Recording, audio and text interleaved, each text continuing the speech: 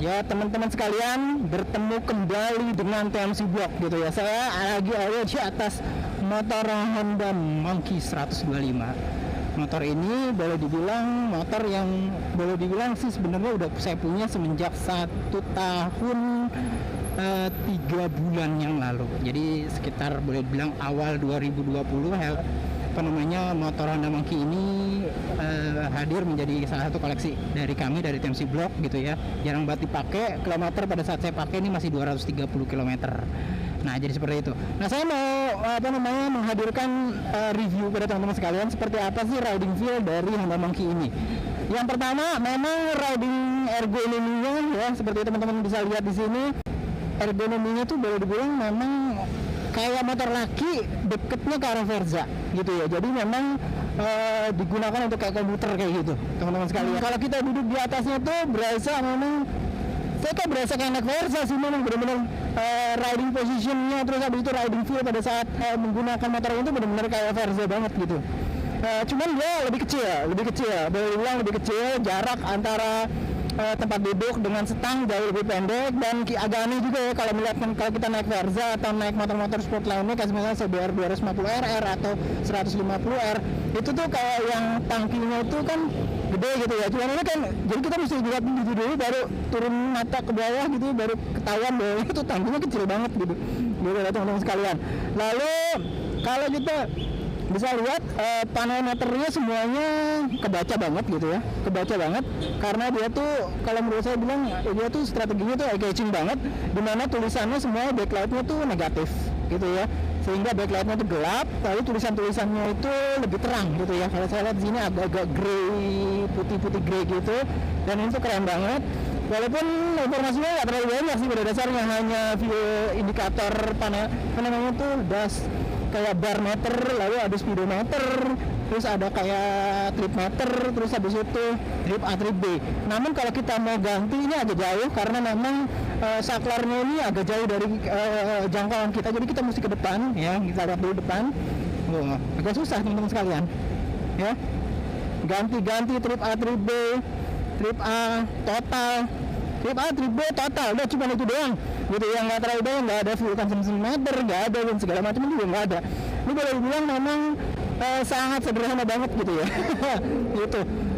Gimana riding feel-nya sekarang? Memang sih yang paling saya lihat pertama itu memang suspensi ya. Suspensi dari motor ini tuh benar-benar luar biasa, empuk banget. Baik depan yang suspensinya upside down, saya kira ini dari Showa karena memang cap motornya juga cap tutup atau cap dari bagian atasnya itu memang benar-benar Showa banget, walaupun nggak ada tulisannya. Saya nggak tahu jenis suspensinya apa gitu ya, SFF ataukah enggak gitu. Namun ini tuh empuk banget, asli empuk banget gitu. Jadi kalau misalnya kita lagi ada kayak rem depan, kita hanya pakai rem depan, dan itu akan terasa bahwa lembutan depan itu benar-benar empuk banget gitu teman-teman sekalian. Selain itu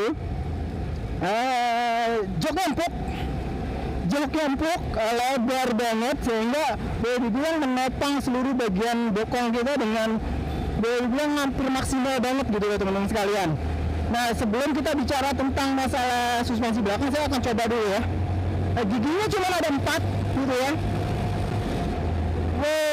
Ini saya lari kencang banget nih, lumayan terasa motor kecil gini kencang, hampir 80-an km per jam.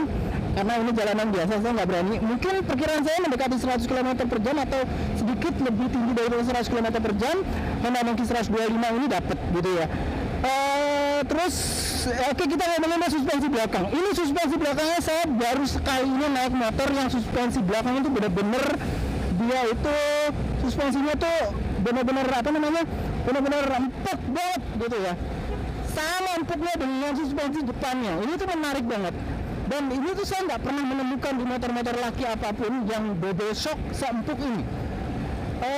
Perkiraan saya kan memang karena Honda Monkey ini didesain risetnya itu boleh dibilang hanya untuk single seater atau hanya satu rider gitu ya di depan, jadi nggak ada goncengannya, sehingga boleh dibilang riset mengenai suspensi pun ini difokuskan untuk kenyamanan riding satu orang doang gitu ya teman-teman sekalian, sehingga boleh dibilang memang suspensinya ini benar-benar enak buat satu orang doang kalau menurut saya gitu ya. Jadi nggak 2 orang 3 orang, jadi benar-benar asli satu doang. Jadi memang benar-benar enteng. Kalau misalkan teman-teman sekalian cobain pada saat berhenti pun didudukin benar-benar enteng banget gitu loh. Sehingga memang menurut saya spring rate-nya, terus habis itu apa ya, konstata pegasnya dan segala macam ya, reboundnya itu memang benar-benar di reset khusus untuk riding satu orang gitu ya, untuk riding satu orang di Honda Monkey ini.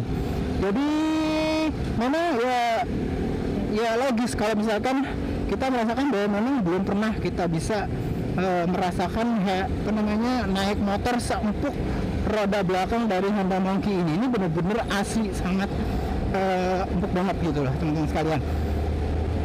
Jadi seperti itu memang kenyamanan. Terus habis itu karena bannya di 12 asli, jadi ini mirip riding feel di bagian bawah, terutama roda gitu ya, yang mencengkeram grip dari aspal. Itu tuh perpaduan antara, kalau menurut saya sih mendekati kayak model apa ya, ADV gitu ya, dimana dia tuh bannya itu semi block gitu ya, semi block. Lalu dia tuh karena semi block jadi kayak agak yang berasa kayak yang berisik gitu ya di jalanan. Jadi dia tuh agak-agak sedikit berisik ketemu dengan jalan. Itu semi block bannya. Namun dengan pemilihan ring 12 ini nggak seperti kayak pemilihan ring 10 atau 11 yang lebih kecil. Kalau menurut saya lebih umum lah gitu ya. Jadi bannya tuh nggak kayak terlalu yang bergasing, terlalu besar gitu ya putaran bannya untuk mendapatkan kecepatan yang normal untuk riding pada saat berkomuter gitu ya teman-teman sekalian. Jadi seperti itu. Untuk ban saya pikir ya seperti itu teman-teman sekalian, karena memang mungkin riding feel-nya dibuat jadi kayak dual purpose sedikit sih, sehingga Honda sendiri memilih jenis ban yang sedikit semi block dual purpose sebagai ban untuk Honda Monkey 125 ini gitu ya teman-teman sekalian. Memang untuk powernya sih kalau menurut saya sih ya nggak jauh beda sih kalau kita pakai kayak Honda Supra X125 gitu ya. Ini boleh dibilang performanya itu boleh dibilang tidak jauh berbeda sih dibandingkan dengan gitu. Nanti kita akan coba pada saat akselerasi mungkin ya. Kita akan lihat mulai dari gigi 1 tuh berapa sih raungannya gitu ya. Saya akan cobain ya gigi 1. Ini raung banget sampai kayak cuma sampai 45. Gigi 2 meraung banget nih teman-teman sekalian. Gigi 2 kayak udah ngeri banget. 71 gigi 2. 73. Gigi 3 nih bisa sampai 80 teman-teman sekalian.